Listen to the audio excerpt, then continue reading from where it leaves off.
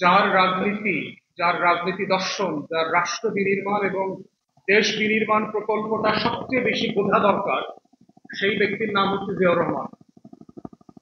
যিনি বাংলাদেশে by far, to my understanding, আমি কিন্তু কখনো বিএনপি রাজনীতি করি নাই, কিন্তু আমার সামান্য পড়াশোনাতে আমি দেখেছি যে এই রাষ্ট্রটাকে রাষ্ট্র বানাতে চেয়েছেন, এই রাষ্ট্রটাকে সবার করতে চেয়েছেন।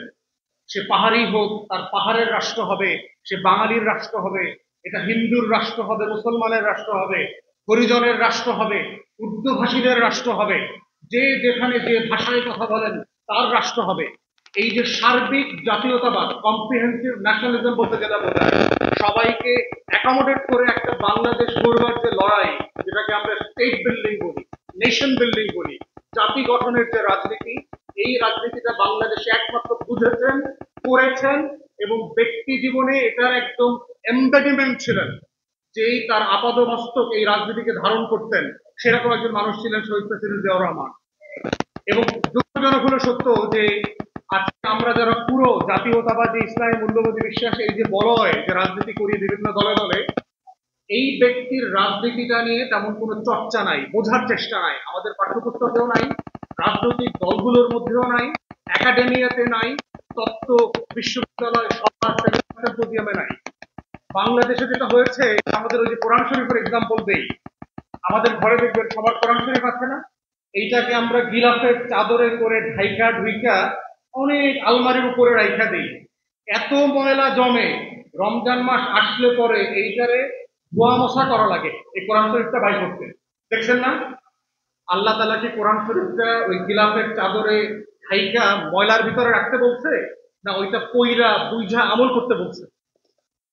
তো জিয়াউর রহমান হচ্ছে আমাদের এমন একজন নেতা, যারে আমরা ব্যানারের ভিতরে ঢুকাই দিছি, ফেস্টুনের ভিতরে ঢুকাই দিছি, মাজারের ভিতরে ঢুকাই দিছি, কইরা কইরা আমরা ওইখানে ফুল দিতে যাই, কিন্তু ওই কমিটিটা জিয়ার রাজনীতিটা বোঝার চেষ্টা করে না, যে কেন এই কমিটির দায়িত্বটাকে, শহীদ প্রেসিডেন্টের কোন রাজনীতিটাকে আমার এই 2 বছরের কমিটি ধারণ করবে, আমরা আগামী 2 বছর প্রেসিডেন্ট জিয়ার কোন কোন কর্মসূচিগুলোকে আবার জনগণের কাছে নিয়ে আসবো, মানুষের করে তুলবো।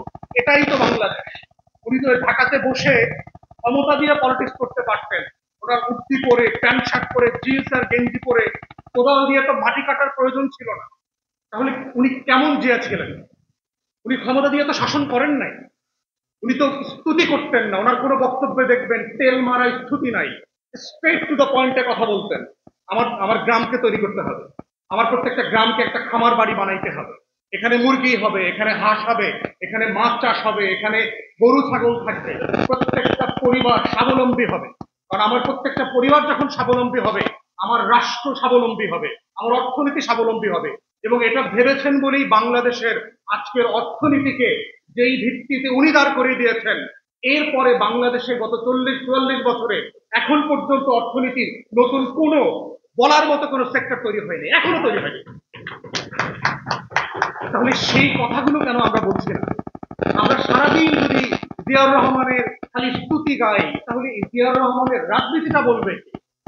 এই জন্য আমি বোধ করছি বাংলাদেশে আজকে 25-এর গণ অভ্যুত্থান পরে যেই মানুষটাকে, যেই রাজনীতিটাকে, যেই রাষ্ট্র প্রকল্প, যেই জাতি গঠনকে আমাদের সবচেয়ে করে বেশি বোঝা দরকার, বেশি করে প্র্যাকটিস করা দরকার, আমাদের কর্মসূচিতে, আমাদের রাজনৈতিক আন্দোলনে এসে দরকার, সেটা হচ্ছে শহীদ প্রেসিডেন্ট জিয়াউর রহমানের সেই 3.5 বছর গোল্ডেন টাইম ছিল বাংলাদেশের ইতিহাসে। এবং দেখেন, রাষ্ট্র তৈরি হয়